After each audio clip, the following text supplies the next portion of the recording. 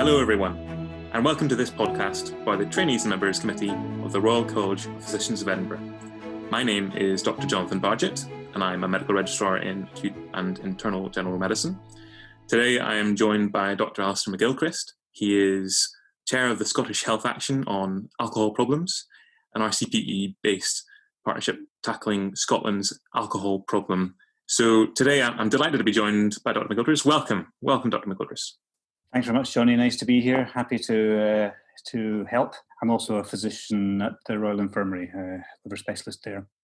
Thanks for coming on to the podcast. Really, let's just start and ask the question, why are we talking about alcohol-related liver disease and alcohol dependency syndrome today? Well, three reasons really.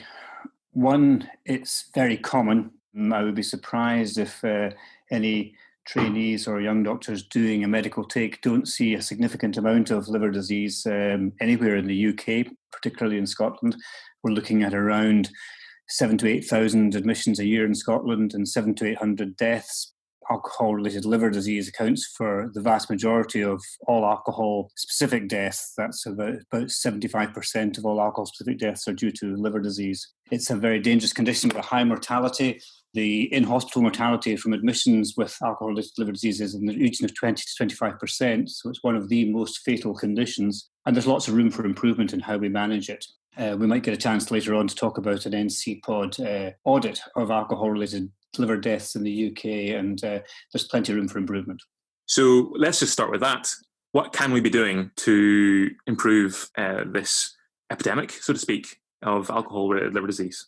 Well, to some extent, what we're doing as acute physicians or as doctors in general is that we are, if you like, we're mopping up the floor while the taps are still running. So it would be good to turn off or slow down the taps, by which I mean population-based public health measures to reduce alcohol consumption are really the thing which will drive down the morbidity and mortality of alcohol harm in general, and also liver disease. And Scotland is reasonably progressive in that form. You've probably heard of the various policies in place, including minimum unit price, which you might get a chance to speak about later. But the answer to the problem really lies with public health. However, that's not to say there isn't a role for doctors.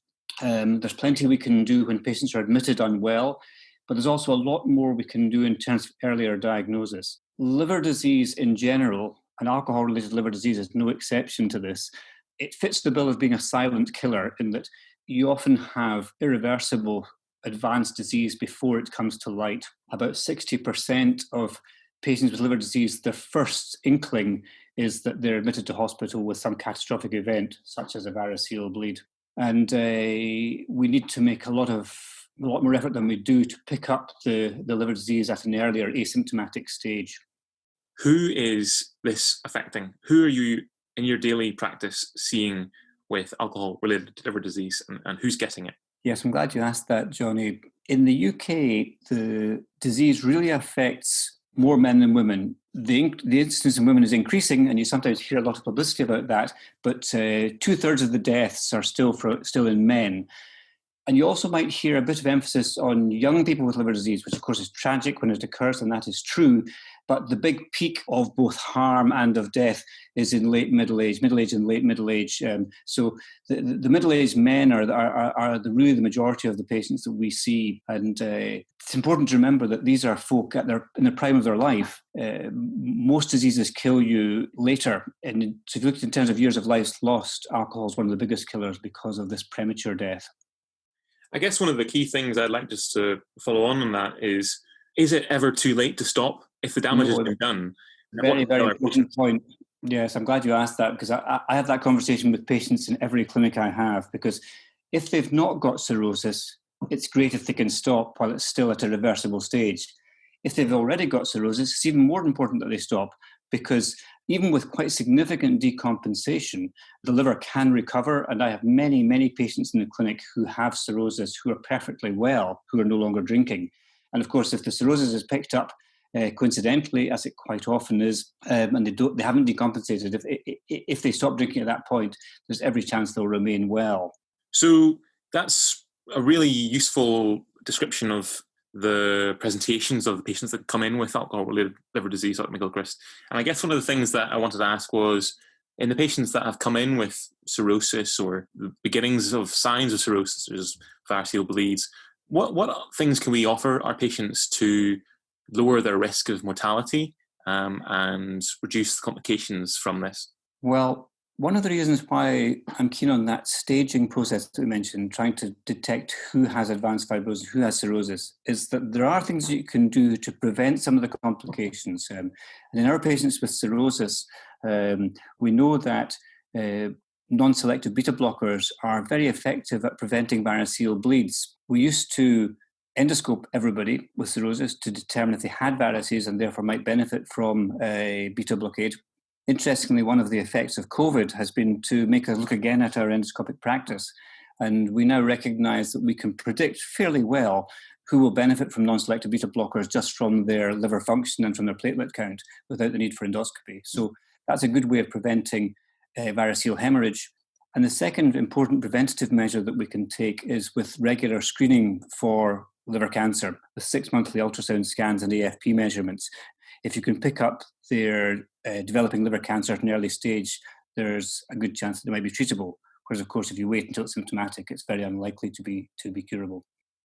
That's great, and I think that's something that we really need to have an awareness of whenever we're in the acute medical unit and we're thinking about other things that we can do and refer our patients on to you guys, the gastroenterology doctors, the liver doctors, hepatologists, in how we're managing these patients.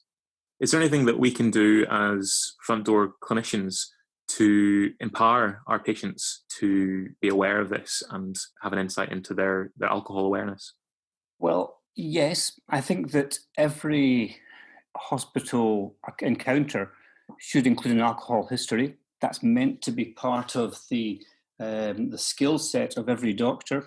It's on the undergraduate curriculum and it's on the postgraduate curriculum for every specialty, not just medical specialties, but every specialty. And so just in the same way as you always ask patients whether they smoke, you should be asking your patients whether they drink. And if they are drinking in excess, then I guess one of my key messages for today is that if you come across somebody who's drinking too much, think about the liver. And conversely, obviously, if you see somebody with liver disease, think about alcohol. That might sound obvious, but you'd be surprised how often that link isn't made.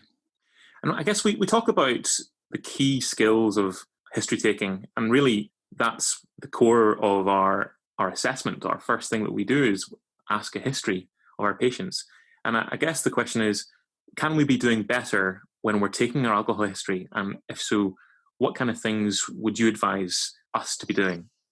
Keep it in the forefront of your mind, so remember to ask about it. I'm not so fussed about being too rigid in the questions that you ask. There are plenty good tools out there. There's the audit, AUDIT questionnaire, or there's a shorter FAST questionnaire, which is sort of shorter form of audit. And some hospitals do have these at the front door, so part of the EPR, part of the electronic patient record, is to fill that in. And that's quite good at picking up dependence. But if we're talking about consumption levels, which is actually more of an issue for the liver disease, then I would just make sure you ask the patients how much they drink. And most patients are actually honest. I know that we all have this sort of idea that patients do underestimate their alcohol, and they do to some extent, but just ask them the questions and be aware of what the units mean. So we know that obviously there are recommended guidelines of what consumption of units of alcohol men and women should take per day and per week. And just for our listeners, can you just remind us about what they are and how we can signpost to this when we speak to our patients? Sure. So I think doctors are almost as bad as their patients at counting the units. And for some time now, the guidance in all four nations in the UK from all four chief medical officers has been unified that the safer guidelines are to drink no more than 14 units per week. That's for men and women, and to have a couple of alcohol-free days per week. Now, to be honest, in reality, most patients with liver-related damage are drinking substantially more than that. These are the all health risk guidelines. And in fact, there is no amount of alcohol which is completely safe. 14 units is safer, but 7 units is safer still, and no units is the safest. So none is fine and less is better. But If they're drinking more than 14 units, then they're drinking more than the UK health recommendations. One point before we leave the units, if you talk about units to the patients, they will not quite grasp it. So my standard line is a bottle and a half of wine or 6 pints of beer. They'll understand that. Not very much. So we've talked about units and how we can get a gauge about whether our patients are meeting those safer guidelines of alcohol consumption. But in the instances where we think that our patients might be drinking more than what they say, or perhaps more than what they say over a longer period of time, are there any other investigations that we can use to help bring to the patients that their liver isn't happy? Yeah, I think that there's the ideal answer here and there's the practical answer. We're all familiar with LFTs. LFTs are ordered for millions of reasons every day. There are some problems with that. We talk about liver function tests. They don't really test liver function. We should probably call them liver blood tests. And they're an extremely crude tool. There are many patients with cirrhosis who have normal LFTs. And of course, there's many other reasons for the liver blood test to be abnormal. But it's what's available to you. And if you do nothing else, then check the blood tests, aware of the limitations, just ask for the LFTs. What the purists would like, what I would like, if you like, is a better assessment of the severity of liver disease. If you're staging liver disease, is some measure of liver fibrosis. If you remember the pathophysiology of alcohol-related liver disease, which is similar to many other liver diseases, there's a sort of slow, insidious progression from fatty liver to inflammation to fibrosis and then eventually to cirrhosis. So knowing how much fibrosis is present is a very useful way to stage the severity of the disease. And there are ways that can be done, both from simple blood tests and calculations from that, or there are more specific non-invasive tests such as fibroscans or certain biomarkers. I don't think you or a generalist should get too worried about that. The LFTs is a crude marker, but it's better than nothing. One of the things that we'll often see is that patients may come in with symptoms of alcohol withdrawal syndrome, or perhaps in an extreme sense, delirium tremens. And in those situations in the acute medical unit, often the focus is on how we can manage these patients and help them be safe and get them through this horrible time. Is this our window when we can refer these patients to you after they've gotten better? Or is there anything else at this point, in this kind of instance, that you would advise? Well, I think there's two different things here. I think it's useful in your mind to separate alcohol use disorder, using alcohol hazardously and perhaps harmfully, from alcohol-related liver disease. And most of the talk we've been having so far is about alcohol use disorder in general. And in that situation, many hospitals, but not all, do have a specific alcohol care team or an alcohol service. And in somebody who you feel has a problem, then it's an ideal opportunity to get a specialist nurse involved who can counsel the patient, advise them, or help available to them. And also, perhaps, in many hospitals, they will also give advice on how best to prevent alcohol withdrawal syndrome. Just talking about alcohol withdrawal syndrome, I'm a big fan of the so-called symptom-driven management. In Edinburgh, we use a system, by the acronym CIWA, CIWA. In Glasgow, there's a slightly modified one called GMAWS, GMAWS. And these are both, they look quite labour-intensive. And when you first hear about it, you think, I'm not quite sure about this. I'd rather just prescribe my 10 milligrams of Valium 3 times a day for everybody. That's nice and easy, isn't it? But in fact, I'm a real convert to how well the symptom-driven management works. The nurses get very used to it and they like it. They ask a series of questions on a regular basis every few hours for these patients and prescribe benzodiazepines accordingly. And it's very effective at preventing overuse and underuse of benzodiazepines, both of which are dangerous. Yeah, I think obviously it's that fine balance, isn't it, about how we help our patients get through this part of this illness. I guess one of the things that we often try to instill, but is maybe harder to do, is advise cutting down alcohol, but also try to advise on abstinence. Is that something that you would try and help patients with by signposting to services such as alcohol addiction services or other local services that might be available in the region? Yes, absolutely. Yes, for sure. I mean, the services are somewhat stretched, the available services. And often in whatever region you are, it's not always that easy to know where the services are, because it's a mixture of voluntary services, health board services, council services. So that's one of the advantages of having alcohol specialist nurses who will have those pathways at their fingertips. I think that we as liver specialists have perhaps somewhat passed the buck in the past in terms of forgetting the elephant in the room, if you like, that we're quite good at managing variceal bleeds and we're quite good at dealing with infected ascites or liver-induced coma. But what saves lives for these patients is to get them to maintain long-term abstinence, and getting a handle on where local services are and how to access is very important. Indeed, and as you say, often we see patients come in with complications such as you've mentioned as ascites and variceal bleeding. I guess in that situation, I'd like to sort of now talk about what do we do when it gets to that point. And one of the things that I was keen to talk about today was when it comes to end-stage liver cirrhosis or decompensated liver cirrhosis, what are the options for our patients who have had that etiology from alcohol? What can we do for them? Well, to some extent, we're starting at the end of the story there. Unfortunately, that's often where we start. The first presentation is indeed a catastrophic event, as we've described. But don't forget that the sort of boring bread and butter of picking up the diagnosis early in the asymptomatic patient will do more good in the long term to more patients than managing the sick patient. Having said that NCPOD report, which I mentioned earlier, which is coming up for 10 years now since it was since the audit was undertaken, but 8 years since it was published. That was Wales and not Scotland, in fact. But I'm sure the message is relevant to Scotland too. It identified that in over half of the cases, this was an audit of alcohol-related liver disease deaths in secondary care, in over half of the cases, there was room for improvement, whether it be the organisational issues of making sure that you get somebody who knows something about liver disease involved early on, ideally in the first 24 hours, or just very simple things like many of these patients die of sepsis, and making sure they don't have infected ascites by making sure you do an acidic tap in the first 24 hours. These are very simple things to do, but surprisingly often overlooked. And then, of course, there's more almost cultural or resource issues about access to intensive care.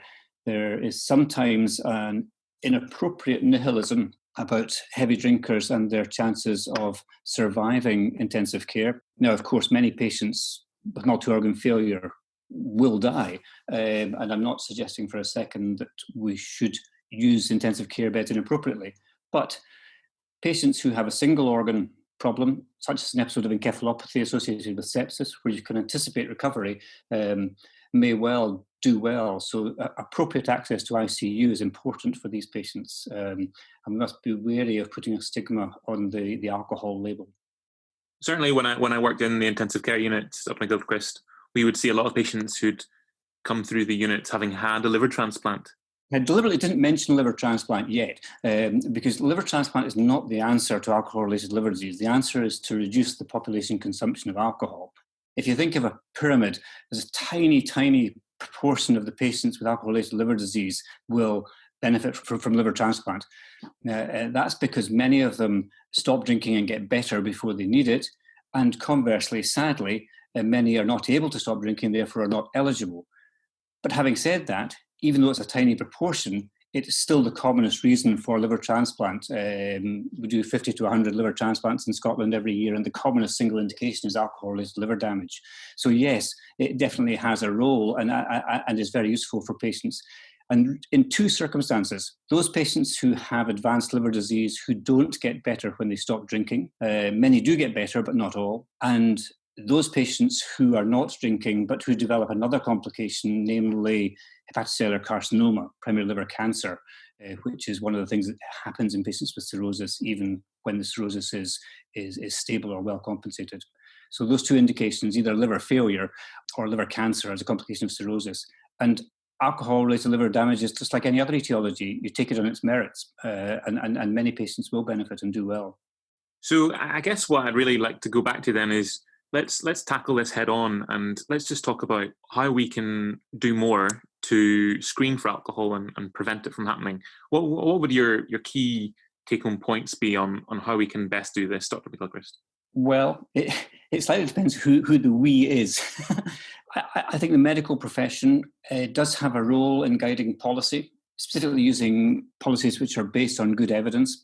And we've known worldwide through World Health Organization, WHO criteria for many years what works in terms of reducing population alcohol consumption. And I like to think of it as the 3 A's, if you like. The availability, that's mainly your licensing laws. There's the attractiveness, that's mainly the advertising, labelling, etc., and television advertising, sports advertising, etc., sports sponsorship. But the biggest of the three is affordability, i.e. what the price is. There's a very, very close relationship between the affordability, that's the price in relation to disposable income, and the alcohol harm in any country and at any time point. And so controlling the price, whether that be by standard measures such as alcohol duty, that's the Chancellor, alcohol duty has been frozen for the past, I think it's coming up for 8 or 9 years now. So alcohol has been getting progressively cheaper in terms of, as inflation continues year on year with no increase in tax duty, alcohol has been getting progressively cheaper. Or whether it's a more, if you like, progressive and more targeted options such as the minimum unit price, that's where you put a floor price per unit below which alcohol cannot be sold. And that has the advantage of specifically targeting the very cheap alcohols, which are the ones which the heavy drinkers very much favour, such as the cheap ciders and the cheap vodkas. One of the things that I guess our listeners will be aware of is, we can't do a podcast episode without talking about it, is COVID and how that's affected alcohol habits. Is this something that you've seen in your practice? Very much so. And it's quite a mixed picture, and I will be very interested to see what the fallout is over the next few years of COVID. But in terms of the acute situation, during the first lockdown, there was no huge difference, either in terms of a fall number of admissions or an increase in the number of admissions. There has been a suggestion in a couple of audits, most recently BASIL, that's the British Association for the Study of Liver audit, taking a snapshot of alcohol-related hospital admissions in hospitals throughout the UK for a week in August compared to August 2020 compared to 2019, showing quite a significant increase in alcohol-related admissions. I think it was about 19% increase. And that's what people are seeing on the ground. They're seeing more liver disease. And that's interesting because the total consumption picture is quite subtle. Obviously, pubs and restaurants have been closed for long periods, so on sales have been almost zero. But there's been, of course, a marked increase in off sales. Overall, the increase in off sales seems to not counter the reduction in on sales. So the total consumption may be slightly less than it was previously. And that's interesting in terms of a situation with more harm. One of the things that has come out from several surveys, and surveys you have to take with a pinch of salt, but the finding has been consistent, and that's that what's happening is that people who drink in moderation are drinking less, and people who drink heavily are drinking more. And that fits with the fact that one of the different trends that we saw in that audit last autumn was more alcoholic hepatitis, which of course you see with particularly heavy consumption. So there is a worry that those that are at risk are drinking more heavily. And of course, drinking at home off sales, alcohol from the supermarket, is a very uncontrolled situation. You know, there's no limit set, if you like. And we also are concerned that access to alcohol treatment services have been limited because of the obvious restrictions in services imposed by COVID. And although many of the organisations, such as Alcoholics Anonymous, have done a good job of maintaining a virtual contact with patients, there's no doubt that we have had problems, particularly here in Edinburgh, with access to detox and rehabilitation beds. So just at a time when the services are most needed, they're under threat. Yeah, and I think the issues that we've talked about really highlight how important it is to promote this public message to our patients. I guess I'd just like to wrap it up and ask your key thoughts on what we can do on the acute medical unit and in the hospital wards to help our patients really tune in to what we're talking about today. Sure. So key points. Take an alcohol history.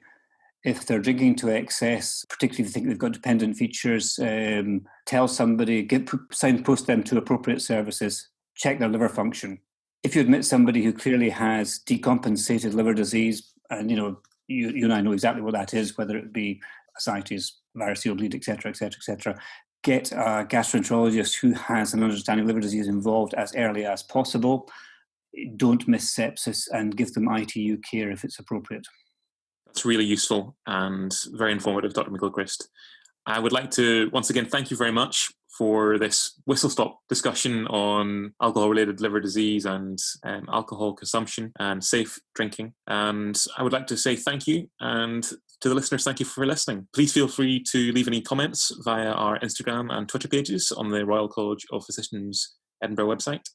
Once again, thank you very much, Dr. MacGilchrist. Thank you. You're welcome.